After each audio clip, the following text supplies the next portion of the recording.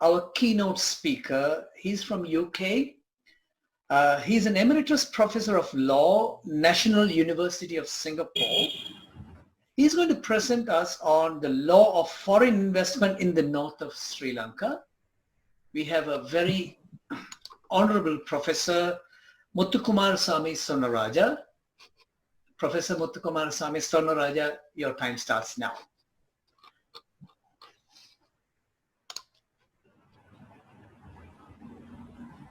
You can unmute first, please. You have to unmute.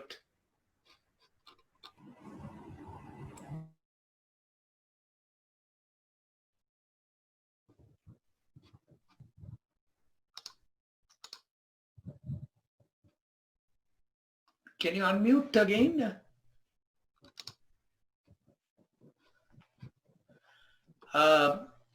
Is that all right? Yes. Yeah, that's perfect. Yeah. Go ahead, please. Yeah.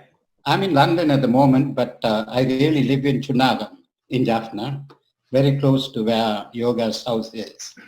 So let me start by saying that the law on foreign investment, which I normally teach, really began in 1978 in Sri Lanka with the Board of Investments Act that was passed during the time of J.R. Jayawardena.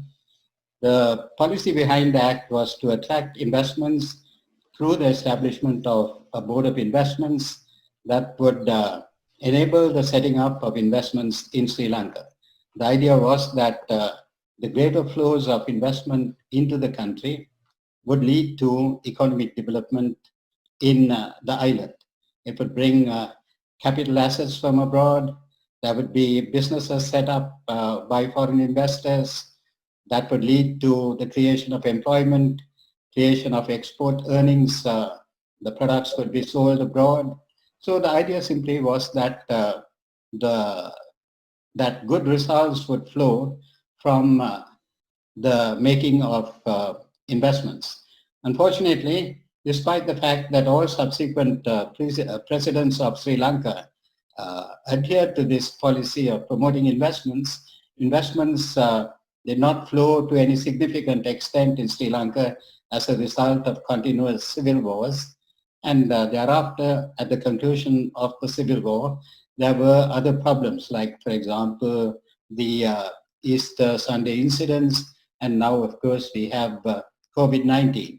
So despite the ambitious policies behind the foreign investment laws, nothing very significant has eventuated. There has been, of course, the setting up of a lot of garment factories, a lot of new hotels have opened up, but apart from that, nothing of significance has happened. So from our point of view, attracting foreign investment into the North must be regarded as a matter of great priority because of the dire economic circumstances that exist in Sri Lanka. The war has left the economy depleted. There are very few jobs that are to be found for the young. The young people would probably emigrate out of the North. So the preservation of the identity of the North would require much more than the political aspirations. The creation of employment and the advancement of the economy is a necessary factor. So we must have regard to the attraction of more and more investments into Sri Lanka through foreign investments made by hopefully the diaspora as well as by other foreigners in the country. I have set out the slides. I have sent the slides to the organizers, and you can read them at leisure. I would only speak to the slides. So there is the foreign investment law, and there is a very useful there's a very useful website. Sorry, there is a very useful website. Stop, please. Yeah. Sorry. There is a lot of intervention there. Yeah. Sorry, there is a useful website which the the Board of Investment has, which explains the procedure for the setting up of investments and the facilities that have been provided by the Board of Investments. Can you show the next slide, please? Yeah. So and the next slide, because I think I have spoken to this slide earlier on. Please, the next slide. So you could set up, sorry, the previous slide, please. Sorry. So it begins with the making of a foreign investment in Sri Lanka begins with an application to the Board of Investments. Prior to the application, ideally, the foreign investor would have made a joint venture with a local party. So, for example, if it's a Norwegian joint venture, he would set up a company in Norway, and that company would seek to enter into what is called a joint venture partnership with a group of business people in the north. And thereafter, the two parties, the Norwegian party and the Sri Lankan party, would establish a third company, which would be registered as a company in Sri Lanka, and that company would become the vehicle through which the foreign investment in Sri Lanka would be run. So, though it is possible to establish 100% owned company in Sri Lanka, the ideal method that one would advocate is the making of a joint venture and a joint venture company to run the business. The permission of the Board of Investments would have to be sought, and the company would become a corporate national of Sri Lanka. The next slide, please. Oh, can you? Yeah. So at the beginning of the seminar, the chairman asked us to the different risks that would attend the making of investments in the country. The fact is that the Sri Lankan government, being very pro foreign investment, has made a large number of what are called bilateral investment treaties with 29 different states. The flags of these states appear on the slide, and as you can see, the coverage of the regions of the world with which investment treaties have been made is quite extensive.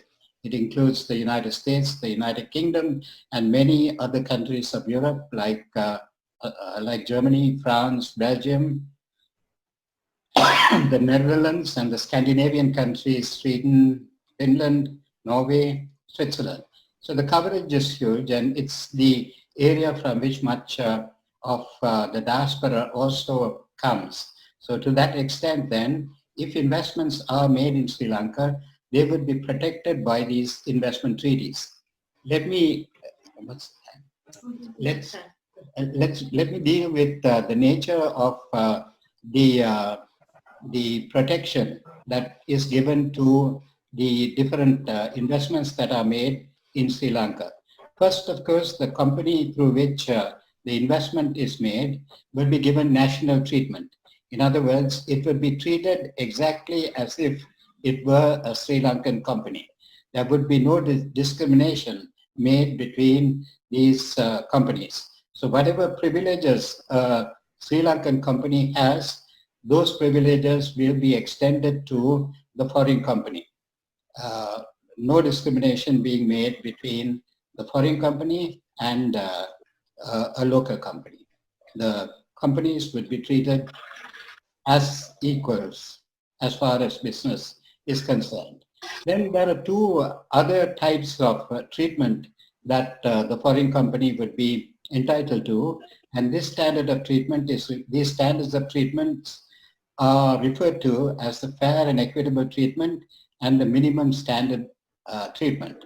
This would mean that the best available treatment that is mandated in other countries must be given to the foreign company that is established in Sri Lanka.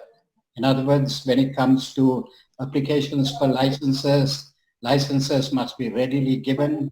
There must be transparency in the awarding of tenders to companies. So these standards may exist in local law.